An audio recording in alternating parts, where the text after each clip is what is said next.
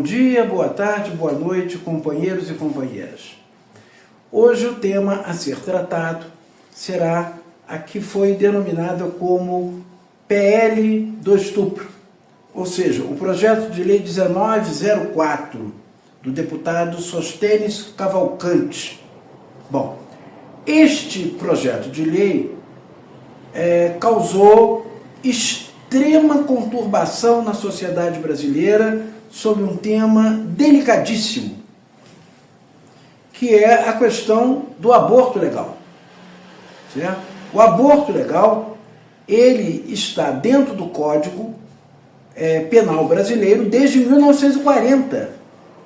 O Código Penal brasileiro de 1940 foi inspirado no Código Rocco, o Código Penal italiano do fascismo. Ora, quais são as excludentes que colocam ali e que, ou seja, quais são aquelas hipóteses em que o aborto é legalmente admitido? Quando coloca em risco a vida da mulher, quando ele é resultante de estupro ou quando o feto é anencéfalo. São essas três hipóteses do Código de 1940, o Código do Estado Novo, o Código da ditadura de Vargas. Bom, quando houve pela primeira vez as manifestações de resistência a essa PL, e manifestações extremamente corretas, pautadas naquilo que se chama princípios da dignidade da pessoa humana. Eu, como constitucionalista que sou, jamais poderia abandonar aquilo que é a nossa bússola, o nosso norte bussolar, que é o quê? É a nossa Cruzeiro do Sul, que instrui os navegantes quando olham para o céu, ou então o nosso farol, né, que guia os navegantes, que é a nossa Constituição. A nossa Constituição, ela está centrada em algo chamado dignidade da pessoa humana. É dignidade da pessoa humana. Ela não protege, ela não assegura outra coisa, e não há nada mais importante numa sociedade do que a dignidade da pessoa humana.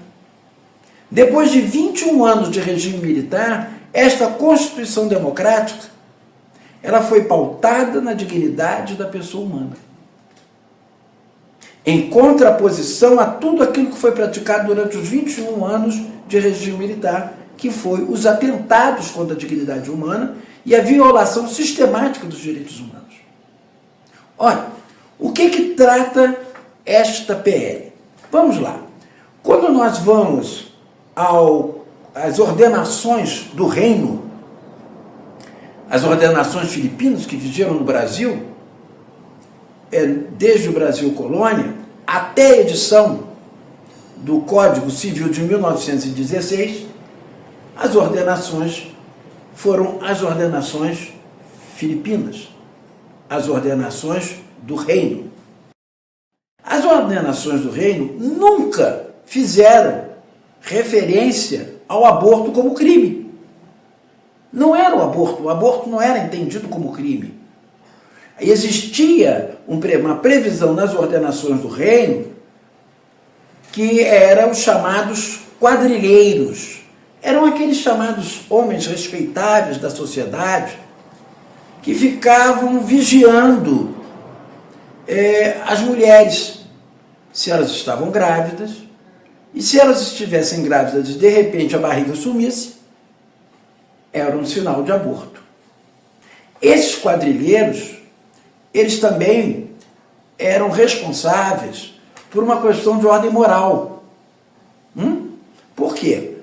Porque essa gravidez, ela estava relacionada a um casamento.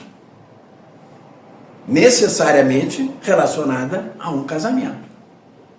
E eles eram como se fossem, assim, fiscais da vida íntima das pessoas. O que naquela época, com certeza, as mulheres não tinham essa privacidade, nem tinha esse direito à intimidade como tem hoje. Evidentemente que não. Evidentemente que não. Então, quem sofria a punição era aquela pessoa que fazia os procedimentos do aborto, e não a mulher. Isso vai acontecer em 1830 e em 1890, com a edição do outro Código Penal, a coisa muda um pouco. Agora, temos aqui uma discussão em 1890 extremamente interessante. Parece uma discussão progressista, parece uma discussão dos dias atuais. Mas isso foi feito lá. O que eu vou colocar em contrapartida a esta PEC, a 1904. Para vocês terem ideia, essa PEC 1904, ela não é um retrocesso ao Código de 1940, ela é um retrocesso até as ordenações do reino. E é o próprio Código de 1830. Em 1890 havia uma discussão que trabalhava com aspectos do liberalismo. O que dizia? Qual era a discussão à época? Porque a de 1890 imputou à mulher o crime de aborto. Certo? Mas qual era a discussão daquela época? A discussão daquela época era o seguinte: suicídio e aborto não poderiam ser entendidos como crimes. Por quê? Porque haveria uma contradição dos próprios termos. Como eu poderia ser vítima de mim mesmo? Ou como eu poderia ser o sujeito ativo numa relação criminal contra mim mesmo? Porque o suicídio é um ato do qual a pessoa dá cabo da própria vida. Claro que o Código Penal fala em incitação ao suicídio. Evidentemente que uma pessoa que provoca o outro a prática do suicídio é crime, mas o suicida em si, ele não é um criminoso. Ele deu cabo daquilo que é absolutamente seu e não pertence mais a absolutamente ninguém, que é o seu corpo. É o seu corpo. E assim era entendido também nessas discussões, em relação à mulher. A mulher decide sobre o seu corpo. Então, se ela decidiu sobre o seu corpo de não querer dar mais continuidade ou fazer uma interrupção voluntária da gravidez, isto é uma decisão que recai sobre ela mesma e que o Estado não pode ter de forma nenhuma ação sobre aquilo. Bom, mas isso seria uma visão, à luz de hoje, uma visão progressista? Não, era uma visão baseada no próprio liberalismo. No próprio liberalismo. Porque tudo pode ser propriedade, menos o próprio corpo. Menos o próprio corpo. Então, em razão disso, muita discussão gira em torno dessa questão aborto. Mas isso, estamos tratando do chamado aborto voluntário. Mas o aborto resultante de estupro é um aborto que se faz para o quê? Para não se admitir, gerar dentro do seu próprio corpo,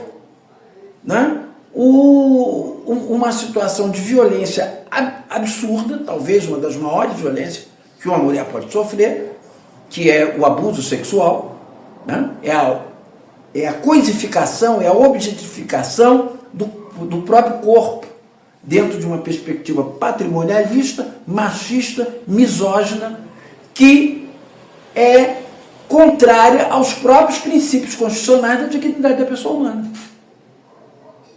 Ao você entender que esta PEC faz sentido, é abandonar o eixo fundamental da ordem jurídica brasileira, em absoluto. Principalmente, como as próprias estatísticas demonstram, que as vítimas de estupro, em maior quantidade, são crianças. E seus agressores são membros da família. Pessoas conhecidas, não são os estranhos da rua, em absoluto.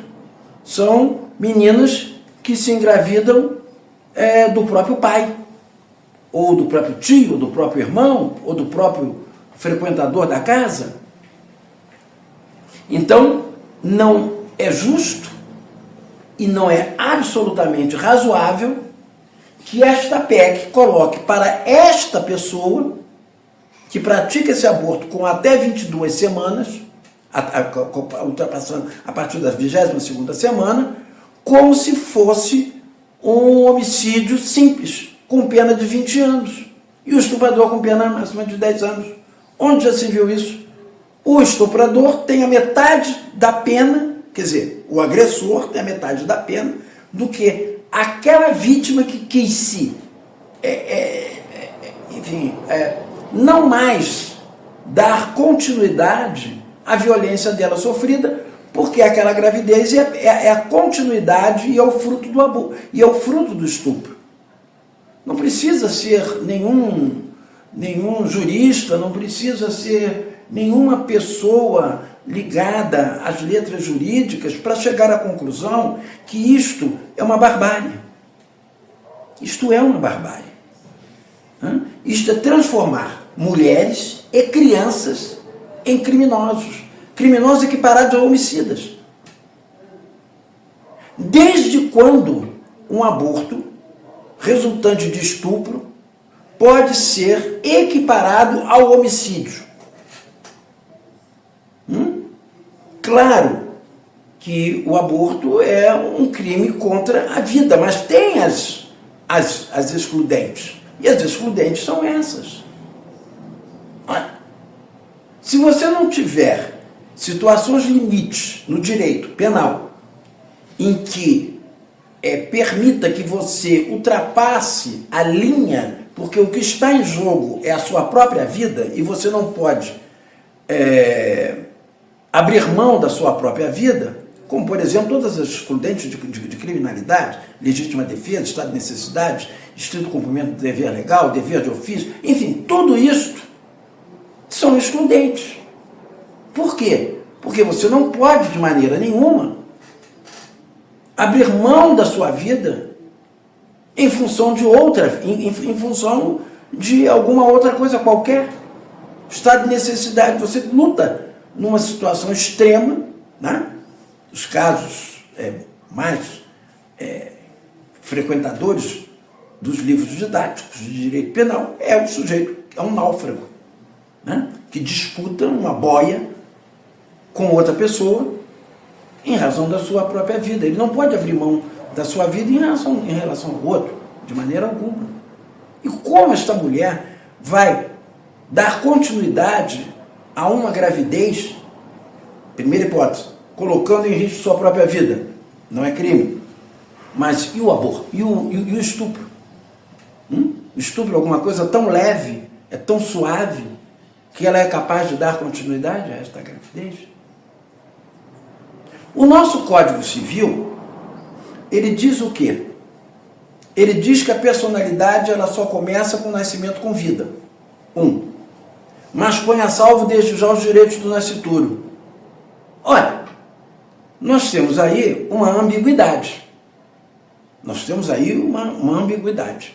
Por quê? Porque ele põe a salvo algo que sequer ainda é considerado vida para o direito. Ele cria como se fosse uma espécie de uma ficção. Claro que é uma ficção, porque aquela vida ela ainda não existe, ela está ainda em processo de desenvolvimento, mas ela ainda não se manifestou, ela ainda não deu o sinal da vida. Qual é o sinal da vida? O sinal que todo mundo conhece. É aquele que quando a criança sai do ventre da mãe e chora.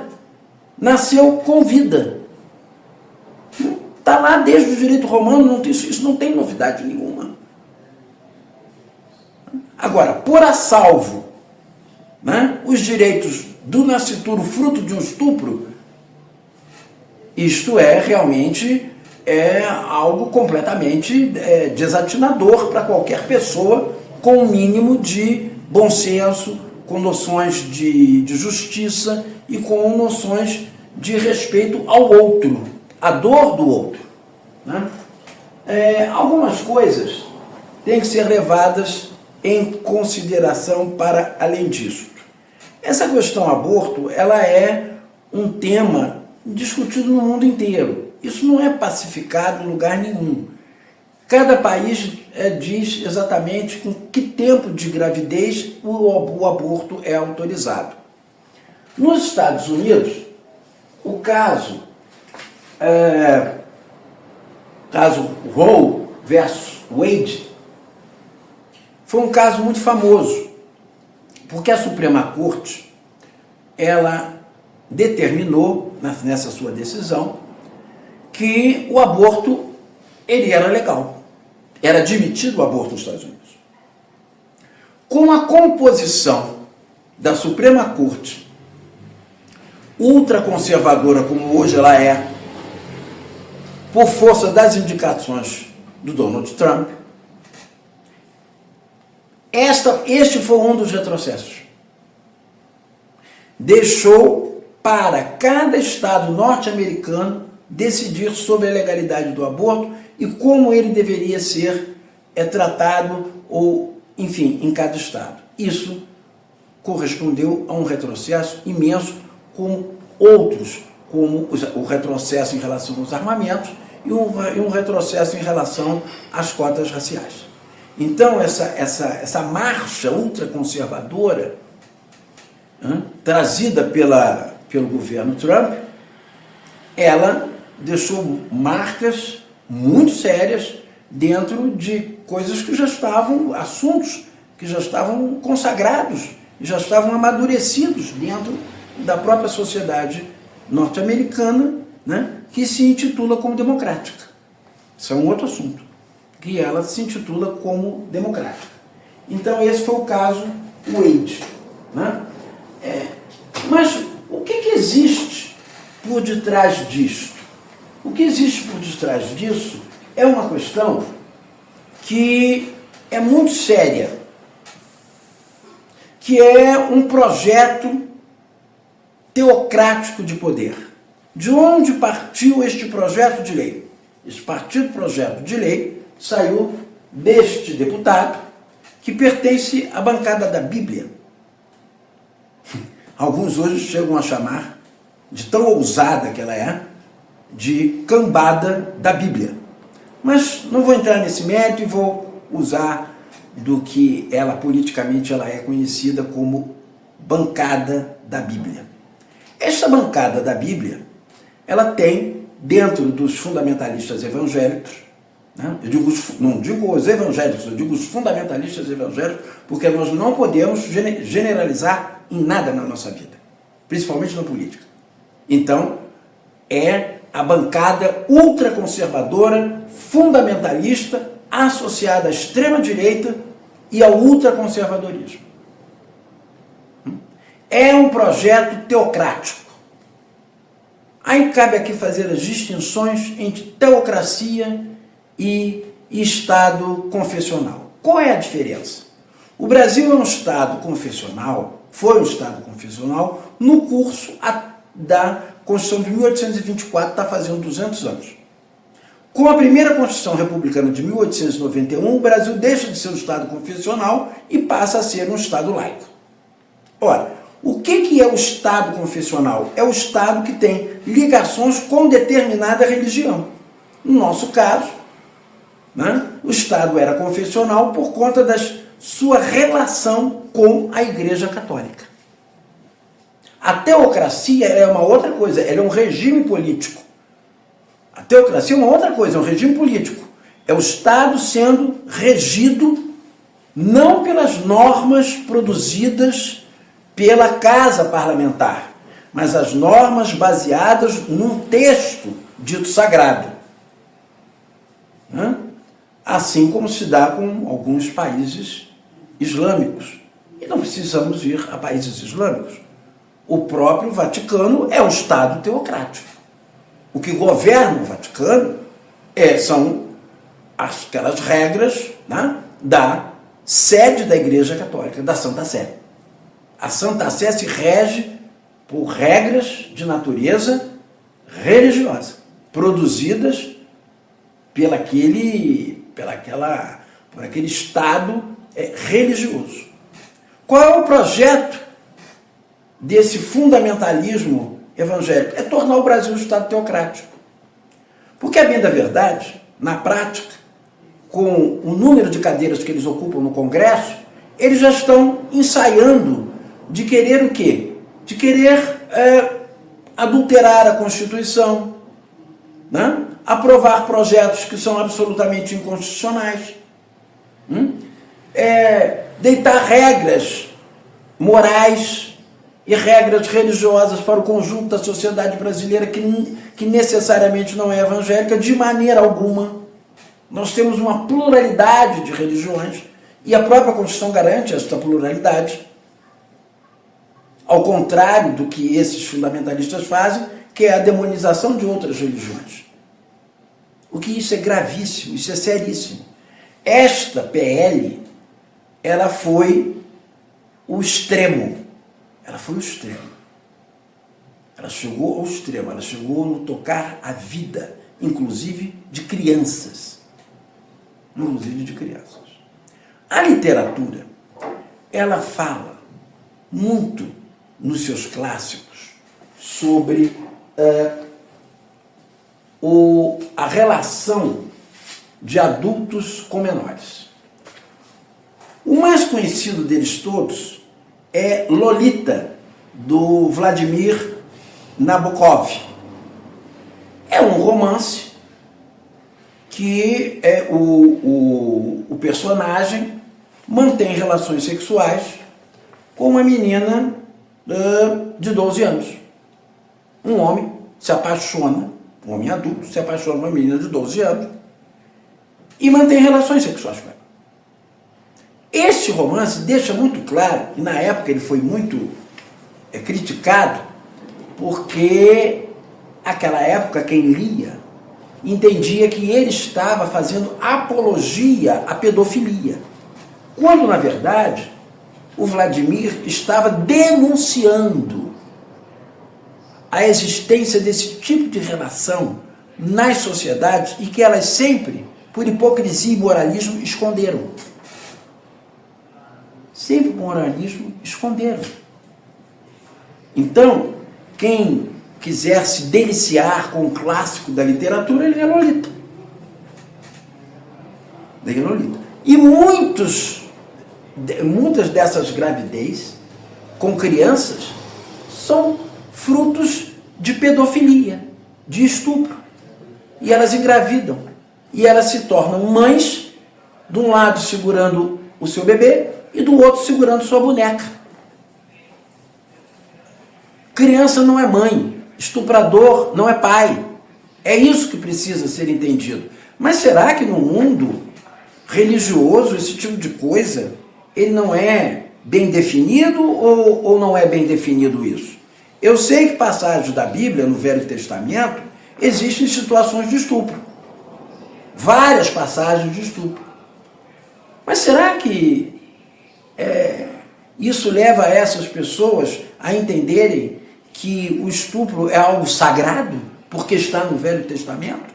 Será que é uma sacralização do estupro? Isto é de uma seriedade enorme. O filme A Cor Púrpura também tem um forte argumento baseado no sistemático estupro de uma mulher, de uma negra. A história brasileira, a história de gênero no Brasil, ela é marcada pelo estupro. As escravas eram estupradas. Por quê? Elas sequer eram entendidas como pessoa humana. Elas eram uma mercadoria, elas eram um bem, elas eram semoventes. Elas estavam ali arroladas no inventário junto com gado. Então, o senhor de escravos, ele era proprietário daquele corpo. E quando ele sentia vontade, necessidade ou atração, ele não perguntava se ela estava afim, se ela queria. Ele ia lá, usava daquilo que era seu bem, que custou dinheiro, que ele pagou. Era uma escrava. Então ele estuprava. Então a história da miscigenação brasileira, é muito marcada pelo estupro das escravas, pelo estupro das mulheres negras. Isso se deu por 350 anos, numa história de um país de 500 e poucos anos. Ou seja, mais de 2/3 dessa história foi pautada no estupro da escrava, no estupro da mulher negra, que deu continuidade. Porque esse chamado racismo estrutural está aí, a estrutura está aí. A prática do estupro, a prática do abuso sexual, ela é estrutural, ela também faz parte do racismo. E esse projeto tem uma dose muito forte de racismo nesse projeto. Por quê? Porque as meninas que são estupradas e que são obrigadas a fazer aborto clandestino, correndo risco de vida, sem que o sistema público de saúde dê conta, e agora contando até mesmo o Conselho Federal de Medicina, o mesmo Conselho Antivacina, ele recentemente decidiu que a chamada cistofilia, que é um método autorizado pela Organização Mundial de Saúde, que anestesia, ou seja, diminui os batimentos cardíacos do feto, para na hora de fazer o aborto não haja sofrimento por parte. Então o Conselho Federal de Medicina, em contradição com a Organização Mundial de Saúde, disse que os médicos não poderiam fazer este método. Depois voltaram atrás. Claro, voltaram atrás, porque, enfim, toda a sociedade brasileira, pela primeira vez, depois de todos esses anos de obscurantismo, resolveu ir para as ruas. As mulheres foram para a rua. Foram para a rua para denunciar mais esse tipo de violência contra a mulher, principalmente contra as crianças. Principalmente absolutamente indefesas, as vulneráveis. As vulneráveis. No direito penal tem, aí o que no nosso direito penal não é admitido, que é a questão Romeu e Julieta. A exceção Romeu e Julieta, quando as idades são próximas, não há a ideia de estupro de vulnerável. Utilizando lá no William Shakespeare, quando Romeu se apaixonou pela Julieta, mas, enfim, gerou aquela tragédia toda, porque ali não foi uma outra questão, senão uma rejeição da família em que ele ele tivesse a Julieta como sua mulher. Então, enfim, mas em outros países há uma razoabilidade nesse tipo de coisa. O STJ, numa de suas súmulas, ele, 593, ele diz que o estupro de vulnerável não está associado à vontade daquela pessoa menor de 14 anos de idade. Ele existe e pronto. Então, enfim, se o menino de 16 anos, de 17 anos mantém relações com uma menina com menos de 14 ou até 14 anos de idade, ele vai responder pelo crime de estupro de vulnerável. E esse jovenzinho vai ser julgado por um juizado da infância e da juventude e vai cumprir sua pena a sua medida socioeducativa de internação num desses abrigos, onde ali conta com toda a sorte de adolescentes infratores, muitos até ligados a organizações criminosas e etc. Agora veja como as coisas são complicadas e como as coisas são complexas. Como o sistema ele é falho, como não há uma lubrificação entre os componentes do sistema, e ele, quando se diz que está sendo protetor, ele protege um e esmaga o outro, e vice-versa. Mas não, de maneira nenhuma, ele toma medidas enérgicas quando lá no passado, tem alguns anos atrás, lá no estado do Pará, uma menina que fez o furto de um celular foi colocada dentro de uma cela de uma penitenciária. Ela tinha 15 anos de idade. E ela foi sistematicamente estuprada por 20 presos. Qual foi a desculpa do delegado? Eu estava cumprindo uma ordem judicial e não tinha onde colocar. Tive que colocar ali.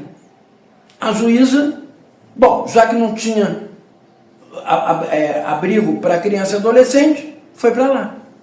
Ou seja, a literalidade da lei, ela admite esse tipo de coisa. O direito constitucional norte-americano tem uma corrente que diz que toda norma, quando ela dá ânsia de vômito, ela já se pressupõe inconstitucional. Então, essas autoridades, inclusive esses fantasiados de toga, eles têm que entender que aquilo que causa náusea à sociedade, pode até não causar náusea a eles, é inconstitucional. Recentemente, algumas semanas atrás, um desembargador do Tribunal de Justiça do Paraná, num caso onde uma menina estava sendo processou o seu professor de educação física por assédio. E ele, no seu voto, após ouvir o voto da sua colega, ele disse que ela estava usando de um feminismo ultrapassado, que hoje as mulheres correm atrás dos homens.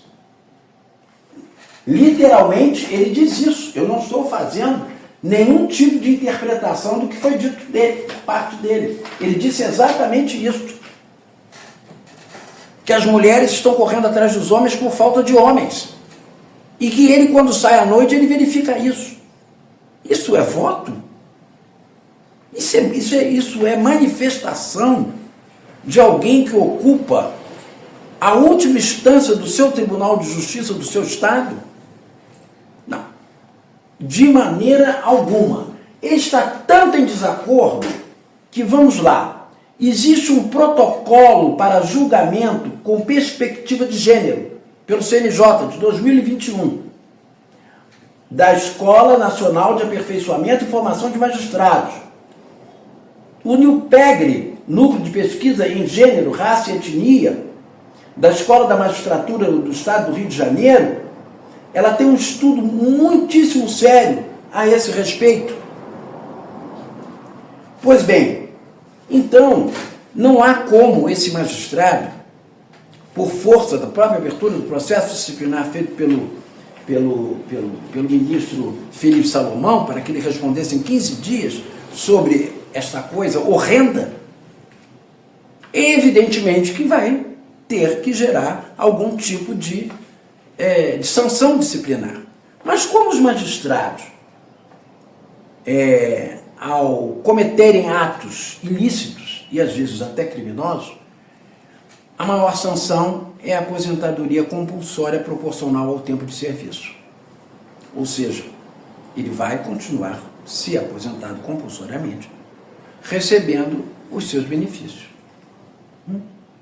Já de outra parte, as pessoas não se manifestam contra isso, não se indignam contra isso, mas ficam indignadas quando um trabalhador comete um crime, vai preso, ele fez as suas contribuições previdenciárias e daí resulta o quê? Um direito aos seus dependentes do auxílio reclusão. Eles acham isso um absurdo pagar um salário para os familiares dos seus dependentes, de alguém que contribuiu e no curso da sua vida praticou um crime como qualquer um de nós pode praticar. Não existe uma parte da população que pratica crime e outra que não pratica. Senão a gente vai criar um código penal para brancos, um código penal para negros, um código penal para mulheres, um código penal para homens. Então a gente vai assumir definitivamente a nossa seletividade. Então são essas coisas escandalosas que elas existem dentro da nossa sociedade. Eu sei que o judiciário enquanto instituição, o CNJ enquanto instituição, tem que enfrentar esse tipo de anomalias, esse tipo de comportamentos psicopáticos, sociopáticos. Tem que enfrentar isso. Tem que enfrentar isso. Por quê?